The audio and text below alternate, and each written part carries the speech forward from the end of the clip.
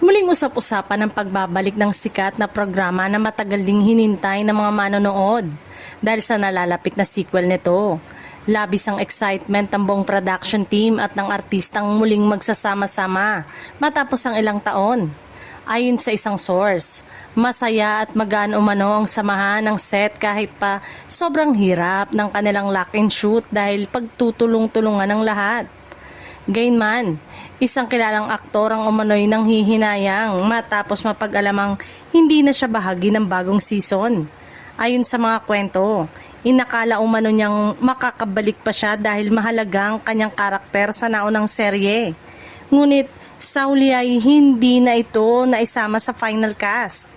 Ayon pa sa source, tuluyan ang nawala ang karakter ng naturang aktor sa kwento at pinalitan na lamang ito ng bagong karakter na posibleng gaganap ng katulad na papel. Dahil dito, marami ang nagtatanong kung ano ang tunay na dahilan ng kanyang pagkawala sa inaabangang sequel.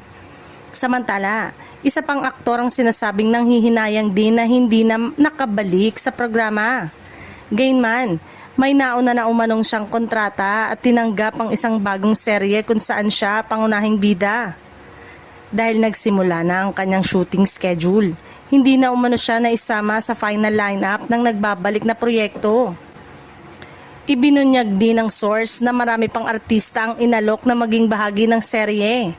Ngunit ilan sa kanila ang tumanggi dahil sa mahigpit na lock-in taping at conflict sa kanilang mga naunang trabaho.